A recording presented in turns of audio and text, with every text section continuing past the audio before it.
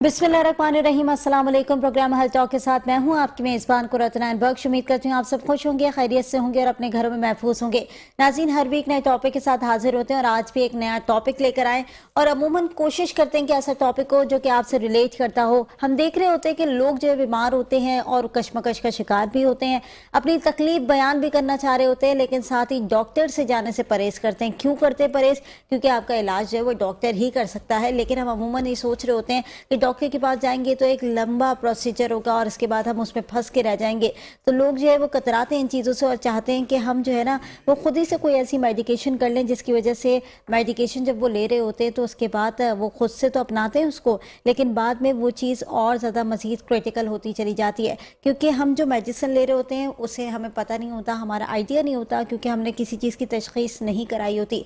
Doctor के पास रुजू करेंगे तो पता चलेगा कि किस तरह के मामलात हैं या आपकी बीमारी किस हद तक जो है वो सफ़र कर रही है आपकी बॉडी के अंदर, तो उस हिसाब से फिर मेडिकेशन होती है, तो फिर आपकी बॉडी जो है वो क्योर भी होती है। लेकिन अदरवाइज़ अगर आप अपनी तरीके से कोई भी चीज़ ले लेते हैं तो उससे ये होता है कि आपकी बॉडी दिन ब दिन जो है वो ख़राब होती है और साइड इफ़ेक्ट्स उसके मज़ीद जो है वो फैलते जाते हैं और साथ ही दीगर बीमारियाँ लाहक होना शुरू हो जाती हैं।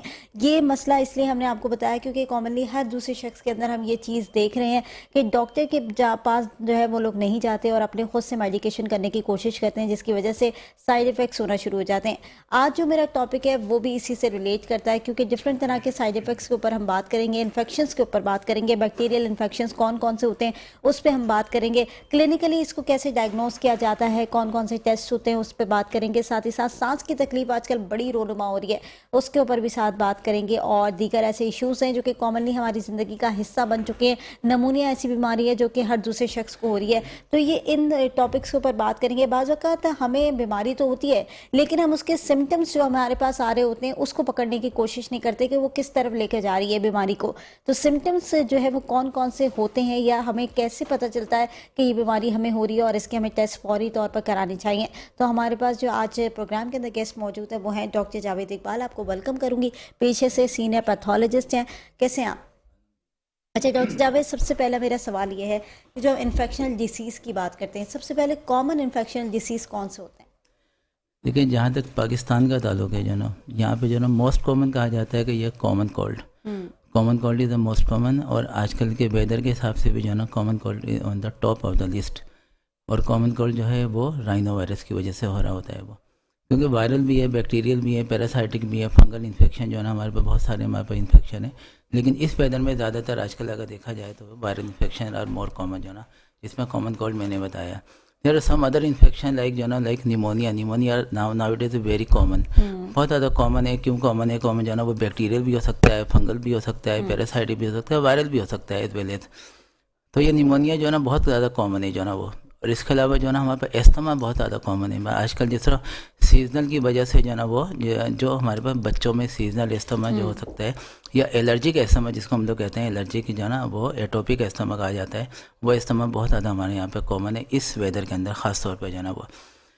इसके अलावा जो है ना ज़रा सो मेनी इन्फेक्शन है, बहुत सारे इन्फेक्शन और जो है ना जो भी हैं ये जिनमें जो है ना वो जो हमारी बैक्टीरियल इन्फेक्शन टाइफाइड हमारे पे कॉमन है। लेकिन टाइफाइड जो ना थ्रू आउट जो है ना होल एयर चलता है वो, कोई ये नहीं है कोई स्पेसिफिक कि हम ये बोलें कि इस वेदर में जो है वो। इसके अलावा जो आजकल जो है जो ना मम्स बहुत ज़्यादा कॉमन हुए हैं। मम्स जो है ना वो पैरोटिड ग्लैंड की जो ना यहाँ पे स्वेलिंग हो जाती है, सब मैंडिबुलर ग्लैंड, सब मैक्सिलरी ग्लैंड यहाँ की स्वेलिंग, फिर पैरोटिड ग्लैंड की स्वेलिंग होती है। तो मम्स बहुत ज़्यादा कॉमन है ये। मम्स के बाद जो है ना मम्स, मीजल्स भी आजकल कॉमन आ रहे हैं। मीजल्स हैं, रेशेस हो जाते हैं जो है ना, मैक्यूलो पेपुलर रेशेस जो है ना होल ऑफ द बॉडी जो है ना वो, ये तमाम वो हैं कि जो बच्चों में ज़्यादा कॉमन होते हैं। लेकिन मम्स और बड़ों में भी हो सकते हैं, एडल्ट में भी मैंने बहुत सारे केसेस मैंने देखे हैं। ये रुबेला भी जिस तरह कहते हैं कि रुबेला भी जो है ना वो भी एक तरह का कॉमन है। जिस तरह आजकल अभी कोरोना आप देखें अभी तक आप चल रहा है, बिल्कुल, कोरोना अब तो जो है टाइप्स भी आ रही है डिफरेंट तरह की। बिल्कुल स्पीशीज डिफरेंट जो है ना वो जगह सार्स हम लोग कहते हैं कि जो है ना सीवियर एक्यूट रेस्पिरेटरी सिंड्रोम जो है, जो सार्स जो कोविड-19 वो अब तक आई थिंक फरवरी 2020 में स्टार्ट हुआ था चाइना से और स्टिल गोइंग ऑन। और अभी तक जो है ना वो यहाँ पर जा रहा है। और आजकल जिस तरह जो ये है, इसके अलावा रेस्पिरेटरी सिंसाइशियल वायरस हो सकता है जो ब्रोंकाइटिस करता है। ब्रोंकाइटिस करता है, ब्रोंकाइटिस भी हमारे पास जो है ना, ये भी हमारे पास कॉमन है। जो रेस्पिरेटरी सिंसाइशियल वायरस है, एडिनो वायरस है, ये तमाम वायरसेस जो है ना ये प्रॉब्लम कर रहे होते हैं। इसके अलावा और बहुत सारे वायरसेस है, लेकिन ये सारे ड्रॉपलेट के जरिए जा रहे होते हैं ये सही। जो भी। जैसे कि आपने कहा कि कोरोना वायरस की हम बात कर रहे थे, तो कोरोना वायरस 2020 से लेकर अब तक जो है वो लॉन्ग पीरियड से लेकर अब तक चल ही रहा है और उसके अभी तक खात्मे की कोई वैसी खबरें नहीं आई हैं। केसेस बिल्कुल कम हो गए, क्योंकि जिस तरीके से हम देख रहे हैं कि केसेस कम हो रहे हैं, वैक्सीनेशन के थ्रू आउट ज़्यादा हो गई, जिसकी वजह से लोग जो है वो अब इस हद तक खतरे में नहीं पड़ते उससे। लेकिन काफ़ी हमने ऐसे भी देखे हैं सिचुएशन के बहुत ज़्यादा सीवियर कंडीशंस हो जाती हैं, जिसकी वजह से जो है वो मरीज़ मर भी जाता है। तो ये एक as a type of pneumonia होती है, जिसको डॉक्टर जो है वो इंटरलिंक करते हैं कि आपकी रिस्पायरेटरी ऑर्गन्स को जो है ये डैमेज कर देती हैं, खा जाती हैं। तो ये इसी तरीके की नमूनिया की चीज़ें भी इसी तरीके से सिम्टम्स में आती हैं। बिल्कुल, निमोनिया के भी इसी तरीके से होता है कि जो फीवर यूजुअली हाई ग्रेड होगा, उसमें फीवर होगा। इसके अलावा जो ना डिफ़िकल्टी ऑफ ब्रीथिंग होती है, लंग्स की इन्वॉल्वमेंट हो जाती है, क्योंकि जो ना वो inflammation of the lung parenchyma हम लोग कहते हैं, लंग्स का पेरेन्काइमा की इन्फ्लेमेशन, वहाँ पर जो ना स्वेलिंग हो जाती है। तो ये स्टार्टिंग में जो ना निमोनिया में ये होता है ये। फिर इसके तो कई टाइप्स होती हैं जो ना, वो मोस्ट कॉमन जो होता है lobar pneumonia and bronchopneumonia होता है। हम लोग कहते हैं कि ये लोबार की इन्वॉल्वमेंट है, एक लोब की इन्वॉल्वमेंट है, या जो है कि वो पेची इन्फिल्ट्रेशन है, तो यानी कि जो ब्रोंको निमोनिया में होगा ये चीज़ होती है। तो इसमें डिफ़िकल्टी ऑफ ब्रीथिंग है, फीवर है, कफ है, तो और इसके अलावा जो है ना वो साइनोसिस है। और बच्चों में जो है ना, बच्चों में भी ज़्यादा जो है ना वो इस तरीके से रिप्स वगैरह की भी जो है ना, जो उसके में भी जो है इन्वॉल्वमेंट हो जाती है। सीना कहते हैं कि जो है ना कि हाँ कि पसलियाँ चल रही हैं, उर्दू वाला एक वर्ड यूज़ करते हैं कि जो है ना पसलियाँ चल रही हैं। तो वो ज़्यादा यानी कि जो है ना वो डिपिंग हो रही होती है कि जो है ना इन द लोअर एक्सट्रीम। इस तरीके से निमोनिया भी जो है ना हमारे पास बहुत ज़्यादा हमारे कॉमन। और निमोनिया के बारे में ये कहूँ कि I think it is the first और सेकंड जो मैक्सिमम डेथ होती है under 5 years of age in Pakistan.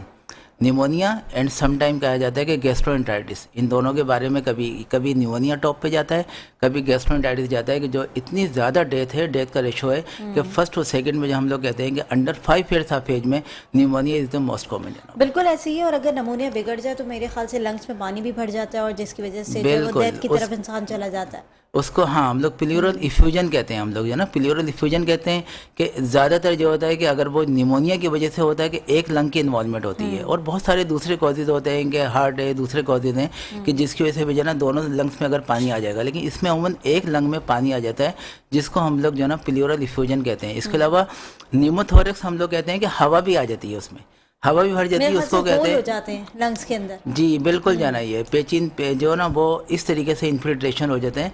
तो ये सारे जो ना इसकी वजह होता है, लंग एब्सिस हो जाएगा, लंग एब्सिस बन जाएगा, जो भी है कि ये तमाम जो कॉम्प्लिकेशंस होती हैं निमोनिया की, जो फिर सांस लेने में दुश्वारी, दीगर मसाइल जो है ये सारी चीज़ हो जाते हैं, खाने पीने में मुश्किलात होती हैं, और नमूनिया अगर बिगड़ जाए तो बड़ी मुश्किलात पैदा और बच्चों में सबसे पहला जो साइन होता है ना, अगर बच्चों में जो ना वो यही करते हैं कि वो रेट तो होगा कि टेकिकार्डिया होगा उनका, जो ना वो ब्रीथिंग रेट जो ना बहुत ज़्यादा होगा, हार्ट रेट बहुत ज़्यादा हो जाएगा। लेकिन प्लस ये कि जो ना कि वो सबसे पहले क्या होगा, खाना सबसे पहले छोड़ेगा, वो फीडिंग नहीं कर सकेगा, दूध नहीं पिएगा, खाना नहीं खाएगा वो, क्योंकि उसको डिफिकल्टी ब्रीथिंग की वजह से सांस इतना तेज़ी से वो ले रहा होगा कि वो नहीं कर सकता, निगल नहीं पाता। अच्छा, तो इसके सिम्टम्स क्या होते हैं, बेसिक सिम्टम्स क्या आना शुरू होते हैं?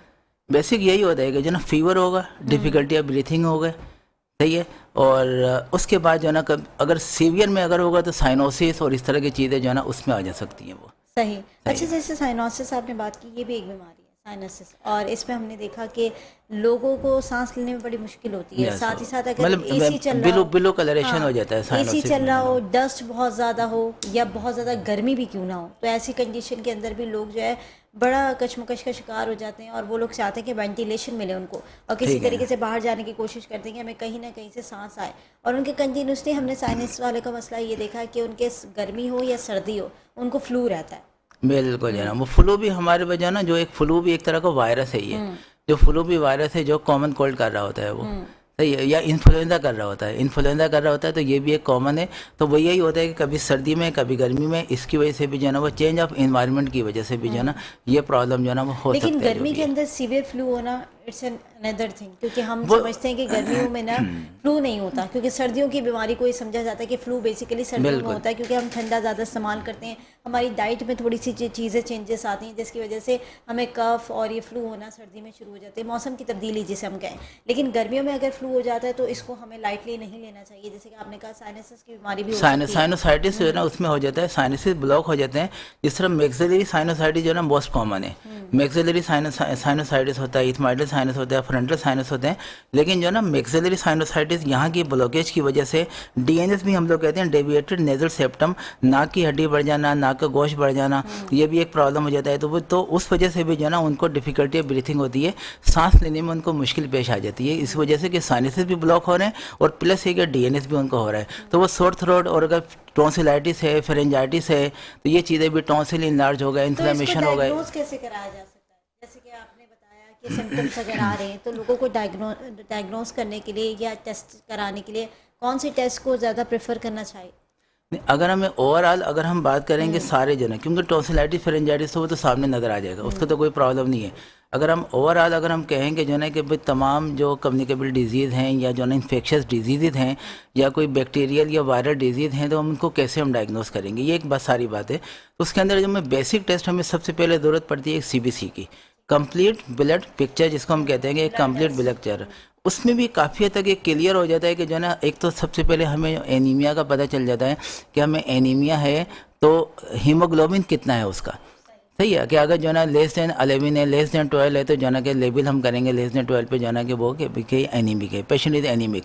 अब फिर उसके बाद हम देखते हैं कि कौन से टाइप का एनीमिया है, कि आयरन डिफिशिएंसी एनीमिया है, तो फिर हम लोग जो है ना रेड सेल हम लोग इंडाइसिस कहते हैं हम लोग, जिसमें जो है ना MCV, MCH, MCHC कराया जाता है। फिर RDW कहते हैं, रेड सेल डिस्ट्रीब्यूशन विथ, वो भी कराया जाता है, कि उससे पता चलता है कि आयरन डिफिशिएंसी एनीमिया है अगर ये सब चीज़ें कम है, या फिर और RDW अगर इंक्रीज है, मोर देन 15 अगर आ रहा है तो हम कहते हैं आयरन डिफिशिएंसी एनीमिया है। अगर ये ज़्यादा है MCV, MCH अगर मोर देन 100, मोर देन 110 जा रहा है तो मेगलोब्लास्टिक एनीमिया है। विटामिन B12 की भी बहुत ज़्यादा डिफिशिएंसी होती है, फोलिक एसिड की डिफिशिएंसी होती है, जिसको हम लोग जो है ना वो हम लोग जो मेगलोब्लास्टिक एनीमिया हम लोग कहते हैं, विटामिन B12 या फिर फोलिक एसिड की वजह से जो एनीमिया होता है। और इसके अलावा भी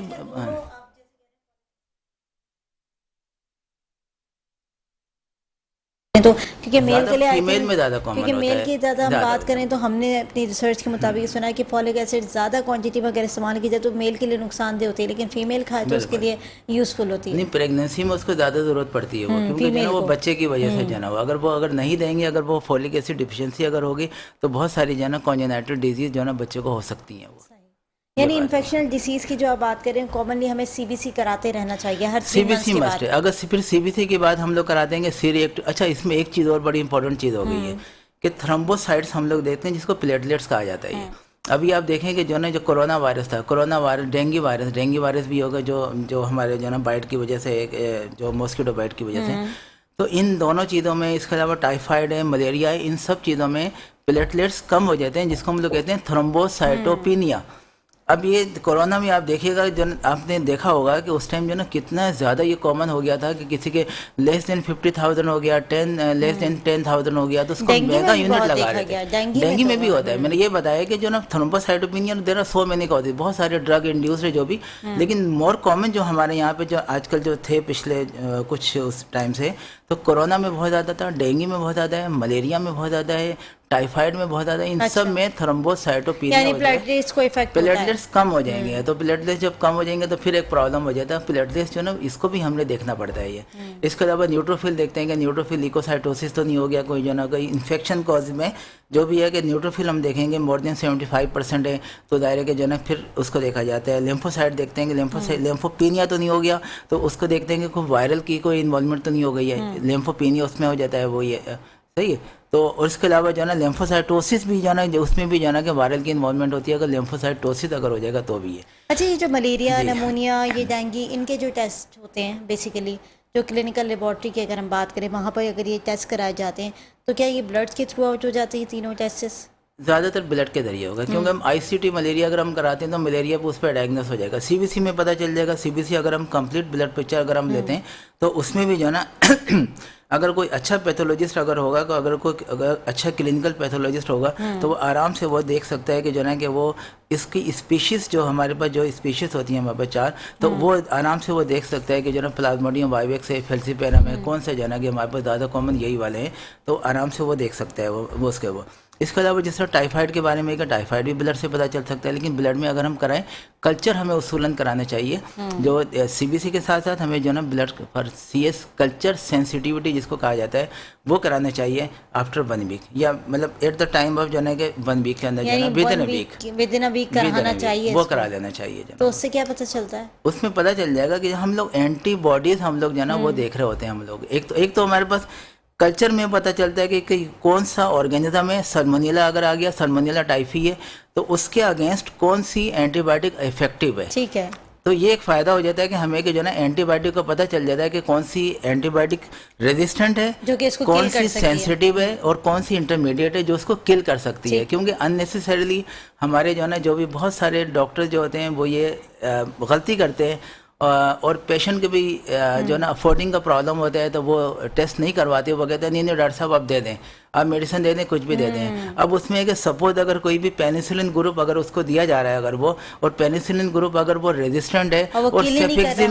सेफेक्सिम में उसको जो है ना उससे सेंसिटिव वो नहीं दे रहे, तो ये प्रॉब्लम हो जाएगा। और उसकी वजह से क्या होता है कि ड्रग रेजिस्टेंट हो जाता है। ये बहुत कॉमन हमारे यहाँ पे है कि ड्रग रेजिस्टेंट का जो है ना रेशो जो है इसी वजह से बढ़ता जा रहा है कि वो अवेयरनेस की वजह से कि वो जो है ना वो नहीं कर पाते। और साथ ये भी होता है कि अगर आप विदाउट एनी यानी कहते हैं ना कि कंसल्टेशन आप अगर कोई भी मेडिकेशन लेते हैं तो फिर वो जो आपका वायरस होता है जिसको मेडिसिन की ज़रूरत होती है और आप उसको वो मेडिसिन नहीं दे रहे जिससे वो किल हो रहे हैं, बल्कि आप दूसरी मेडिसिन खा रहे हैं, तो उसकी वजह से मज़ीद पेचीदगी होती है और आपकी बॉडी के अंदर डिफरेंट तरह के वायरसेस और इन्फेक्शन भी जो है वो कवर होने शुरू हो जाते हैं। तो इसकी वजह से मज़ीद जो है वो पेचीदगियाँ बढ़ती हैं और आप लोग जो है ठीक होने के बजाय मज़ीद ख़राब हो जाती है तबीयत। तो नाज़रीन एक छोटी सी ब्रेक लेंगे, प्रोग्राम के अंदर वापस आएंगे और बात को इसी तरीके से जारी रखेंगे। देखते रहिए हेल्थ टॉक।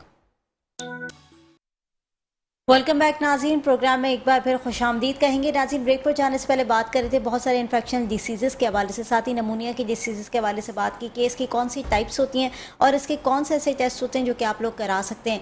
और हमने बताया कि जिस तरीके से आप कोई भी इन्फेक्शन आपकी बॉडी के अंदर इंजेक्ट हुआ होता है और अगर उसकी मेडिसिन आप लोग क्योर के लिए नहीं लेते तो फिर वो चीज़ आपके मज़ीद फैल सकती है और डिफरेंट तरह की बीमारियाँ जो है वो लाहक हो सकती हैं। डॉक्टर साहब बता रहे थे, डॉक्टर जावेद आप बता रहे थे कि CBC एक ऐसा टेस्ट है जो कि आपको कॉमनली आपकी ब्लड के सर्कुलेशन को बता देगा कि कौन सा इन्फेक्शन आपकी बॉडी के अंदर जो है वो इस वक्त सफ़र कर रहा है। तो अगर इस तरह के कोई टेस्ट होते हैं तो CBC is enough for the infection disease. अभी आपने निमोनिया की आपने बात की, एक निमोनिया में एक चीज़ ना CBC के साथ हमें कुछ और टेस्ट भी, जिस तरह सी रिएक्टिव प्रोटीन कहते हैं CRP, तो वो जो है ना CRP देखा जाता है कितना इंक्रीज है, तो वो इन्फ्लामेशन शो करता है कि वो इन्फ्लामेटरी कंडीशन है या नहीं है। तो दायरे निमोनिया तो इन्फ्लामेटरी कंडीशन ये भी चीज़ होती है और CRP बहुत सारी चीज़ों में बढ़ सकता है, कोई भी सेकंड जो सबसे इंपॉर्टेंट है वो एक्सरे हम कराएंगे हम लोग जो है ना। निमोनिया में बगैर एक्सरे के नहीं पता चलता जी। चेस्ट एक्सरे हमने कराना है कि वो लोबार निमोनिया है जो ना और ब्रोंको निमोनिया है, कौन सा निमोनिया है, या क्या निमोनिया की कोई कॉम्प्लिकेशन तो नहीं हो गई है, कोई प्लेरल इफ्यूजन जिसको कहना है पानी आ गया,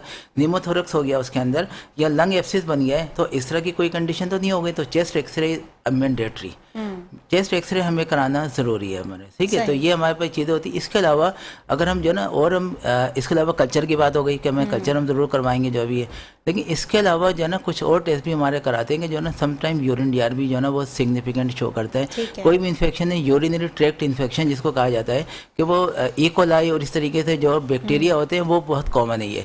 और ये अंडर किन बच्चों में ज़्यादा होता है, बच्चों में भी होता है, ओल्ड एज में भी होगा। बच्चों में उनमें होता है जो स्कूल गोइंग होते हैं, जो कहते हैं कि यूरिन को पास करने से रोकते हैं वो। सही।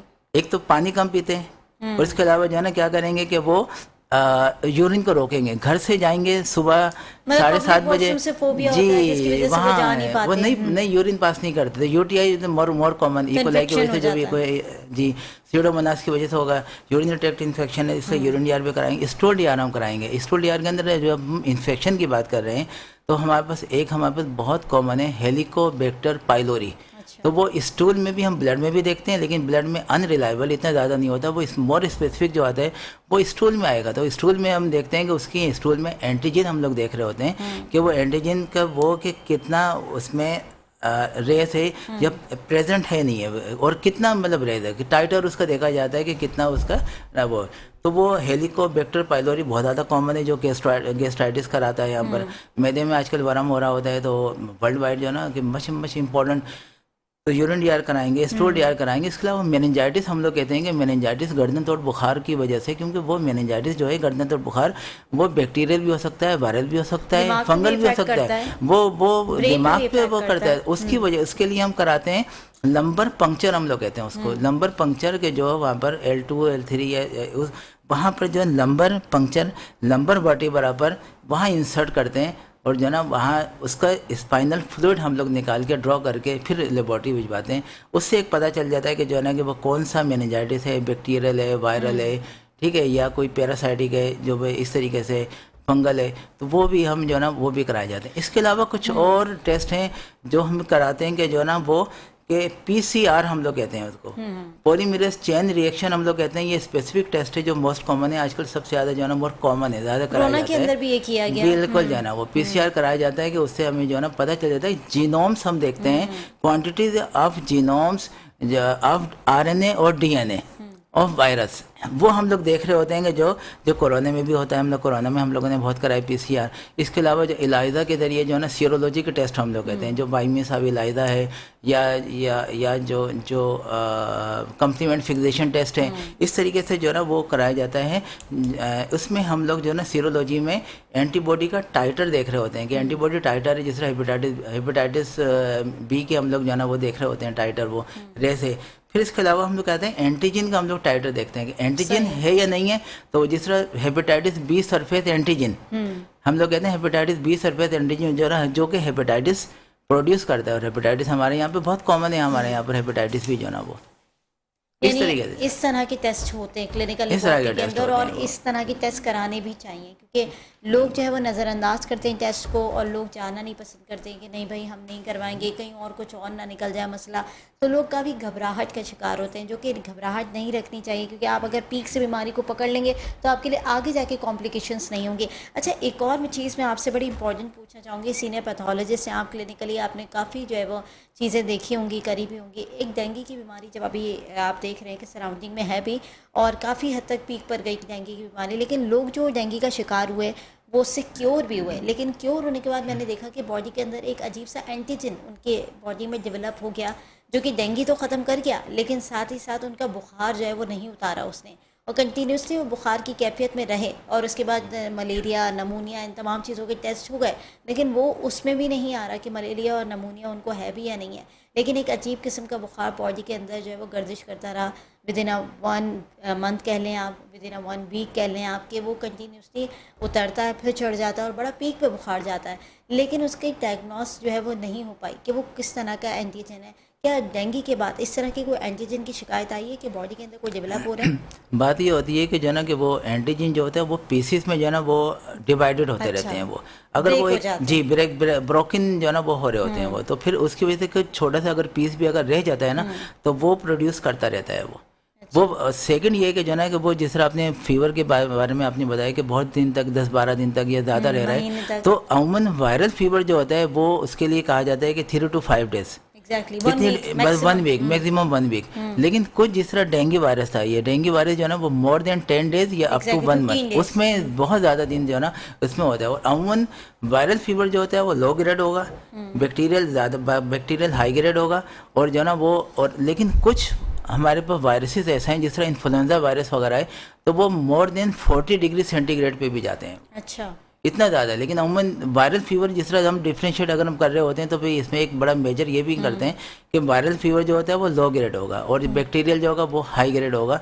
लेकिन इसमें जो है ना कुछ एक्सेप्शनल ये मैंने बताया नहीं। तो ये एंटीजन, मेरा पूछने का मतलब ये था कि एंटीजन नुकसानदेह है, क्योंकि अगर एक पार्ट भी बॉडी के अंदर रह जाता है तो क्या वो दीगर जो बॉडी के अंदर एक्सटर्नल पार्ट्स होते हैं उनको इफेक्ट करने की बिल्कुल जो है ना वो बहुत सारी जो है ना कॉम्प्लिकेशन इसमें जो हुई हैं। तो डेंगू में आप ये देखिएगा कि लंग्स के जो है ना बहुत डैमेज हुआ है, लंग्स में इन्फिल्ट्रेशन हो गया वहाँ पर, और लंग्स लंग्स को काफ़ी उसने डैमेज किया, तो आगे चल के जो है ना जो आप देखिए कि लोगों को वेंट पे भी लोगों को डालना पड़ गया, जो है ना वेंट पे डाला। उसके बाद जो सबसे ज़्यादा कॉज ऑफ डेथ हुआ है तो वो ये कार्डियो रेस्पिरेटरी फेलियर की वजह से हुआ है। फिर हार्ट की उसने इन्वॉल्वमेंट उसने कर दी, किडनी की बहुत ज़्यादा उसने इन्वॉल्वमेंट क्या किया वो इसने। एंटीजन क्या हार्ट के वॉल्स को खाना शुरू कर देता है धीमक की तरह, या लंग्स को पर इफेक्ट करना शुरू कर बिल्कुल देता है? उसको इफेक्ट है, उसको जाना वो लंग्स वो हर जगह जो वो एंटीजन क्योंकि ब्लड में होता है तो हर जगह सर्कुलेट करता हुआ जो है ना हर ऑर्गन को डैमेज कर तो सकता है। इसका डायग्नोस क्या होगा? यानी अगर आपने डेंगू तो डायग्नोस करा दिया, उसके बाद डेंगू आपका ख़त्म हो गया, देन आप का बुखार जो है वो कंटिन्यूसली आपकी बॉडी के अंदर सफ़र कर रहा है और इस तरह का कोई एंटीजन आपकी बॉडी के अंदर रिवॉल्व कर रहा है,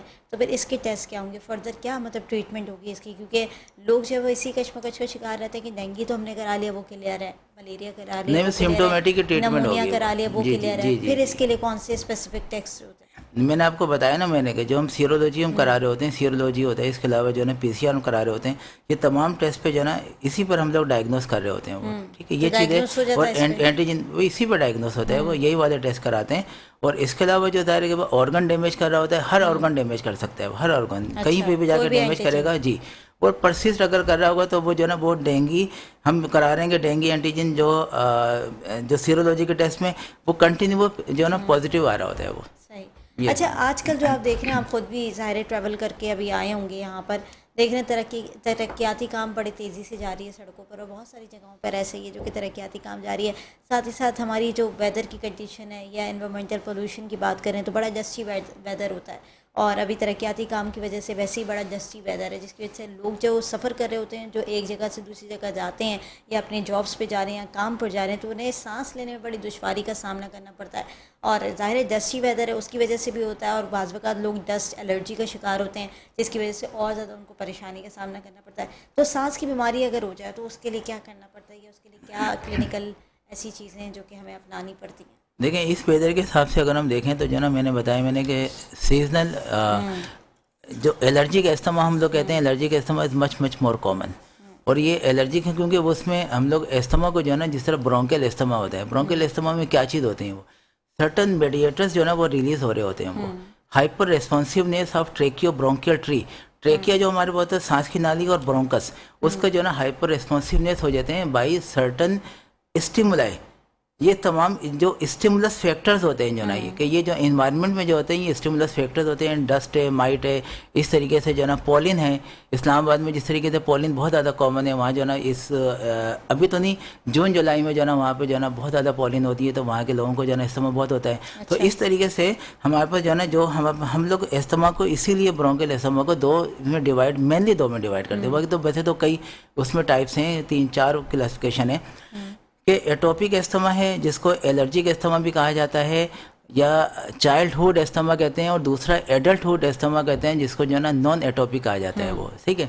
तो एलर्जिक एस्थमा जो है वो जो है ना वो IgE मेडिएटेड जो है ना हाइपर सेंसिटिविटी रिएक्शन की वजह से, IgE जो है ना वो इम्यूनोग्लोबुलिन E, उसकी वजह से जो है ना ये चीज़ होती है वो, और ये बच्चों में ज़्यादा कॉमन हो गई है। और ये किस वजह, और साथ में एसोसिएटेड कुछ और चीज़ें इनको मिल जाती हैं कि जिस तरह साइनोसाइटिस है, आर्टिकेरिया है, एक्जिमा हो जाता है, कंजंक्टिवाइटिस है, साइनोसाइटिस है, ये तमाम चीज़ें जो है ना इनमें एसोसिएशन इनमें मिलेगी है, ठीक है।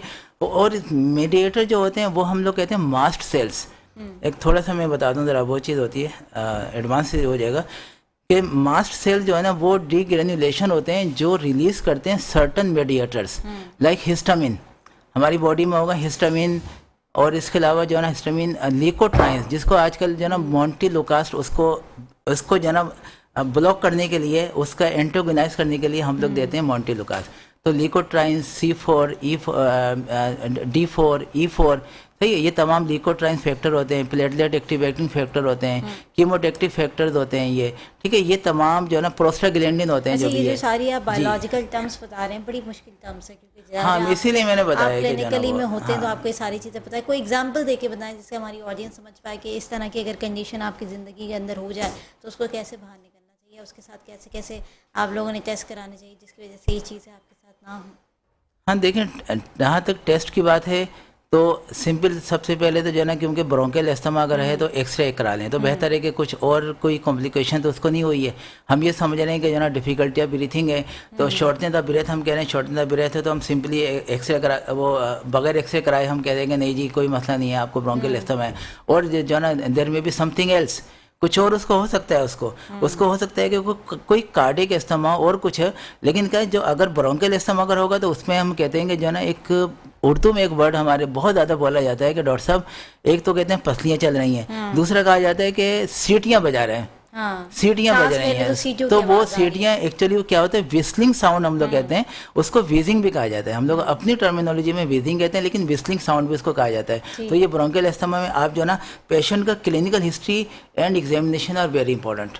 आपने एग्जामिनेशन, आपने जो है ना हिस्ट्री लेनी है, कब से, क्योंकि ये एलर्जिक है तो फैमिली हिस्ट्री भी हो सकती है। फैमिली हिस्ट्री है, कोई बिल्कुल इनहेरिटेंस है कि जो है ना कि मदर से फीटस में आ गया, मदर से उसमें आ गया, चाइल्ड में आ गया, तो ये फैमिली हिस्ट्री है, एक से जो है ना दूसरे को जो है ना बच्चों को हो रहा है। तो फैमिली हिस्ट्री, देन एग्जामिनेशन आपने चेस्ट आपने ज़रूर स्टेथोस्कोप रखकर आपने ज़रूर आपने देखना है कि क्या पोजीशन है, कि वो क्रेपिटेशन तो नहीं आ रहे हैं, crepitation are more marked in, अगर वो बायोलेटरल अगर होगा तो हो सकता है कि उसको कार्डियक अस्थमा हो, या कुछ और चीज़ हो सकती है, ब्रोंकाइटिस है, कुछ और चीज़ें जो भी है, लंग्स की दूसरी चीज़ें हो सकती हैं। तो इस वजह से जो है ना ये टेस्ट हमारे कराना जो है, एक एक्सरे हम करा लें तो ज़्यादा बेहतर है। इसके अलावा फिर स्पायरोमेट्री और दूसरी चीज़ें, वो एक एडवांस टेस्ट होते हैं जो हम लोग देखते हैं कि जो है ना कि वो जो है ना peak expiratory volume in 1 second to peak vital capacity, वो रेशो हम लोग देख रहे होते हैं कि वो कितनी रेशो है, 75% 1 से कम है, तो फिर हम लोग कहते हैं ये सारी चीज़ें होती हैं। ठीक है। अच्छा, इसकी मोस्ट ऑफ द एहतियाती तदाबीर क्या होनी चाहिए जिससे लोग बच के रहें? देखिए, सबसे मेन चीज़ तो जो है ना हमारे यहाँ पे जो है ना, जो अवेयरनेस नहीं है वो वैक्सीनेशन है। ठीक है। वैक्सीनेशन के बारे में जी लोग दूर भागते हैं। और वैक्सीनेशन जो एक मैंने नेट पे मैंने देखा था मैंने कि सबसे ज़्यादा वैक्सीनेशन जो पर्सन है, वैक्सीनेटेड पर्सन वो पंजाब में, उसके बाद सिंध का नंबर आता है, फिर आता है बलोचिस्तान का, और खैबर पख्तूनख्वा का सबसे कम नंबर है। आप देखें लोएस्ट रेशो लोग लगवाते ही नहीं ना, वो तो ये क्या समझते हैं कि फिर भी सेकंड नंबर है। अगर लगाएंगे तो फिर हमारे जो है ना कोई और साइड इफेक्ट्स हो जाएंगे, हम बीमार हो जाएंगे, हमारे ऊपर दीगर बीमारियां लाक हो जाएंगी। जो वैक्सीनेशन हुकूमत की तरफ से लगाई जा रही है वो जो है कोई और बीमारी में मुब्तला करने के लिए लगाई जा रही है, यानी इस तरह से जो है ना हमारे दिमाग में चीज़ें आना शुरू हो जाती हैं। तो वैक्सीनेशन हमें जो है ना वो हमेशा करवानी चाहिए। बहुत सारे पेशेंट आ रहे होते हैं, वो कहते हैं कि डॉक्टर साहब, मैं पूछता भी हूँ, वो कहते हैं हमने तो कभी कराई नहीं, हमने वो न्यू बॉर्न से नहीं कराते हैं। हमें न्यू बॉर्न को जो हमें BCG वैक्सीनेशन हम लोग कराते हैं, जो सबसे पहले ट्यूबरकुलोसिस के लिए हमारे यहाँ पे बहुत कॉमन है, हमारे ट्यूबरकुलोसिस भी, ये भी एक इन्फेक्शन डिजीज है हमें जो है ना वो। तो जो BCG का वैक्सीनेशन लगाते हैं, फिर हम लोग 1.5 मंथ, 2.5 मंथ, 3.5 मंथ में हम लोग जो है ना DPT कराते हैं, और जो है ना DPT, पोलियो और इस तरीके से जो है ना पेंटा हम लोग कहते हैं कि इसको वैक्सीनेशन की, इन्फ्लुएंजा, हेपेटाइटिस B, इस सब की वैक्सीनेशन हमारी होती है। फिर मेजल्स की वैक्सीनेशन होती है जो at the time of 9 month होती है। चलिए, ये तमाम चीज़ें भी मैं आपसे पूछूंगी। बाकी पोलियो एक ऐसी बीमारी है जिसकी वैक्सीनेशन से तमाम लोग घबराते हैं, और इसकी वैक्सीनेशन से घबराना नहीं चाहिए, क्योंकि आपके बच्चे अगर माजूरी का शिकार हो जाएंगे तो आपके लिए मुश्किलात जो है वो पैदा होंगी, और बच्चों की पूरी ज़िंदगी मुतासर हो जाती है आपके ज़रा से डिसीजन को लेकर। क्योंकि अपना डिसीजन जो है वो सही रखें और वैक्सीनेशन ज़रूर लोगों को पिलवाएं, क्योंकि बच्चे जो है वो पोलियो की वैक्सीन पियेंगे तो ही जो है वो अपने पैरों पर चल पाएंगे। नाज़रीन, एक छोटा सा ब्रेक लेंगे, ब्रेक के बाद हाजिर होंगे। देखते रहिए हेल्थ टॉक। वेलकम बैक नाज़रीन, प्रोग्राम में एक बार फिर खुशामदीद कहेंगे। नाज़रीन, ब्रेक पर जाने से पहले बात कर रहे थे डिफरेंट तरह के इन्फेक्शन डिसीज़ के हवाले से, साथ ही वैक्सीनेशन के हवाले से बात कर रहे थे, क्योंकि पाकिस्तान के अंदर अमूमन ये सोच जन्म लेती है कि वैक्सीनेशन अगर हम लगवाएंगे तो हमें दीगर बीमारियां हो जाएंगी, और साथ ही कहते हैं कि जो वैक्सीनेशन होती है इसको लगवाना बेकार है, इससे कोई फ़ायदा नहीं होता, इससे कोई प्रोटेक्शन नहीं होती। और इसी तरीके से पोलियो के बच्चे जो कि अभी आप तेज़ी से देख रहे हैं कि पोलियो वायरस दोबारा से पाकिस्तान के अंदर सर उठाने लगा, और पाकिस्तान से पोलियो वायरस ख़त्म ही नहीं हुआ है। तो ये एक वजूहत है, क्योंकि हम लोग अपने बच्चों को वो वैक्सीनेशन ही नहीं पिलाते, उनकी प्रोटेक्शन ही नहीं करते, और हमारे दिमाग में ये ख्यालात आते कि अगर वैक्सीनेशन पिलवाएंगे तो बच्चा जो है वो मुझसे मज़ीद मुतासर होगा। बल्कि ऐसा नहीं होता, आप वैक्सीनेशन पिलवाएंगे तो अपने बच्चों को ज़िंदगी भर की माजूरी से बचा सकेंगे। पोलियो वैक्सीन भी एक ऐसी हल है जो कि आपको ज़िंदगी भर के लिए आपके बच्चे को जो है वो प्रोटेक्ट कर सके। तो डॉक्टर जावेद, ये हम लोग बात कर रहे थे तमाम वैक्सीनेशन के हवाले से। लोगों के अंदर ये फ़ोबिया होता है एक किस्म का, कि हम फ़ोबिया ही कहेंगे, क्योंकि लोग समझते हैं कि अगर हम वैक्सीन पियेंगे तो उसकी वजह से या लगवाएंगे तो उसकी वजह से हमारी जो है ना वो ज़िंदगी मुतासर हो जाएगी। बस यही बात है ना कि हमारे यहाँ पर अवेयरनेस प्रोग्राम होना चाहिए और जो है हमारे पास बहुत जिस तरह मैंने बताया खैबर पख्तूनख्वा में जो है वैक्सीनेशन का रेशो सबसे ज़्यादा कम है। तो अगर हम लोग वहाँ के रिलीजियस जो लीडर्स हैं, रिलीजियस पर्सन्स हैं, अगर हम उनको इन्वॉल्व करें, उनको अगर हम जो है ना वो एजुकेशन अगर हम उनको दें तो आई थिंक जो है ना कि it would be much better. उनके साथ एक मेडिकल बोर्ड होना चाहिए जो कि उनको अवेयरनेस बिल्कुल वो, क्योंकि वो उन्हीं को ज़्यादा फॉलो कर रहे होते हैं, उन्हीं को फॉलो करते हैं, तो इस वजह से वैक्सीनेशन वो लोग करवाते नहीं है। तो जिसकी वजह से आप देखें कितनी ज़्यादा कॉम्प्लिकेशन, आपने जिस तरह पोलियो का बताया, पोलियो का, इसके अलावा हेपेटाइटिस है, हेपेटाइटिस का अगर वैक्सीन, फिर भी चलो ठीक है 100% वैक्सीनेशन कवर नहीं करती, लेकिन एटलीस्ट 70 to 80% तो प्रोटेक्शन दे रही है ना वो। तो 70 to 80% भी अगर प्रोटेक्शन अगर दे रही है तो इट्स मच बेटर। सही है, तो वो काफ़ी ज़्यादा बेहतर है कि जिस तरह हमारे पास जो है ना कि मीजल्स वैक्सीन है, MMR है, मम्स, मीजल्स, रुबेला। मम्स आजकल बहुत कॉमन है, जिस तरह वो मम्स, मीजल, रुबेला है। रुबेला जो है ना लड़कियों को जो है ना ज़्यादा हो जाता है कि जो है ना वो 10 to 15 ईयर्स ऑफ एज में जो है ना उनमें रुबेला हो जाता है। की जो डिसीज़ है ये कौन सी एजेस में आती है और ये कौन से सीजन में आती है? देखिए मम्स कोई एज सच कोई वो नहीं है कि हम ये कहें कि जो ना कि ये विंटर वेदर में आ रहा है, ऐसी बात नहीं है वो। मम्स किसी भी टाइम जाना वो, जिस तरह आजकल में से मम्स के पेशेंट में ज़्यादा देख रहा हूँ मैं, मम्स के पेशेंट आ रहे हैं जो तब, लेकिन एज सच कुछ वो नहीं है। कोई मम्स वायरस करता है किसी भी टाइम अटैक कर देगा जो ना वो, कभी भी किसी को एक और, हाँ सॉरी एक बात आपको वो कर दूँ, मम्स का एक और प्रॉब्लम ये है कि मम्स अगर घर में एक फैमिली को अगर हुआ ना, एक किसी फैमिली मेम्बर को हुआ तो जो ना तमाम फैमिली मेंबर को लगेगा, यानी ये ट्रांसमिट होती है। ड्रॉपलेट इन्फेक्शन है ना, अगर बाय मीन्स ऑफ स्नीजिंग, अगर कफिंग से और छींकों से क्लोज कांटेक्ट है वो लोग जो ना वो, हमारे यहाँ पे जो ना कहाँ मतलब वो एक रूम में जो ना वो 4-4, 6-6 लोग रह रहे हैं, तो वो क्लोज कांटेक्ट की वजह से जो ना bye means of droplet infection, तो ड्रॉप्स अगर वो जा रहे हैं तो वो एक से दूसरे को लगेगा। तो वो जो क्योंकि इसका इंक्यूबेशन पीरियड होता है 10 to 15 डेज, तो 15 दिन के बाद जो है दूसरे को लगना जरूर है। तो इस तरह जो ना मेजल्स भी काफ़ी ज़्यादा इस तरह कॉमन है।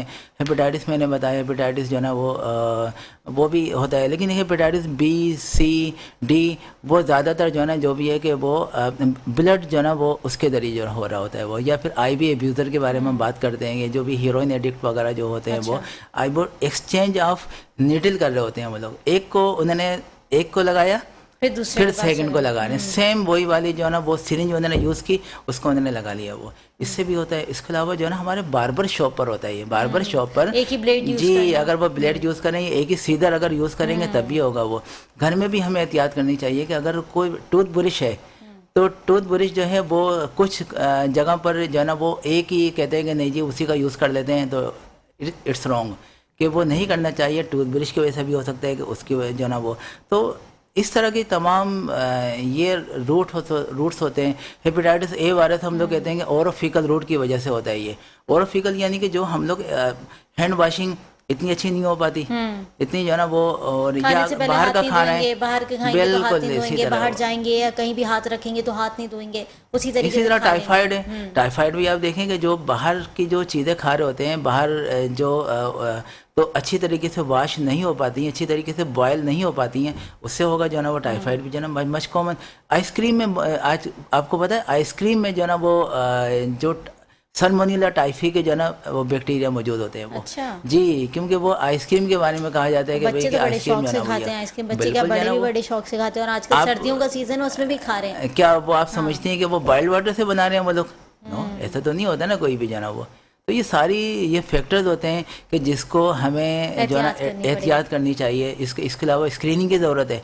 हम जब ब्लड दे रहे होते हैं, कहीं पर अगर ब्लड देते हैं तो ये ब्लड ले रहे होते हैं तो हेपेटाइटिस B है, HIV है, हेपेटाइटिस B, C, D, ये तमाम जो है ना उसके जरिए जो है ना ब्लड के जरिए जा रहा होता है। HIV के केसेस भी बड़ी तेज़ी से फैलते जा रहे हैं, क्योंकि जिस तरह से अभी हमने रिपोर्ट देखी उसमें भी HIV के केसेस बड़े तेज़ी से फैलते जा रहे हैं, जो कि लोग बड़े जो है ना इस चीज़ में मुब्तला होने लगे हैं, और ये बीमारी ऐसी समझी जाती थी कि जैसे बड़ी जो है ख़तरनाक बीमारी है, और वाकई इस तरह की बीमारी जो है वो लगना आसानी से नहीं लगती, गंदगी से लगती है, एक दूसरे की चीज़ें इस्तेमाल करने से लगती हैं, या फिर कोई और वजूहात भी होती हैं। नहीं, एक्चुअली जो है ना ये ब्लड की वजह से ज़्यादा होती है कि जो शेयरिंग ऑफ नीडल जो कर रहे होते हैं ना वो, तो उसकी वजह से ज़्यादा होता है। इसके अलावा जो है ना वो कुछ और जिस तरह सेक्स की वजह से जो ये सेक्स जो अगर कर रहे होते हैं तो उसकी वजह से भी ये सारा प्रॉब्लम जो होता है, जो HIV, इसके अलावा हेपेटाइटिस जो है ना बी और C, तो ये उसकी वजह से ज़्यादा हो जाते हैं। तो इसके लिए हमें एहतियात करनी तो इसकी चाहिए। प्रिवेंशंस क्या होनी चाहिए, यानी जितनी भी इन्फेक्शनल डिसीजेस हैं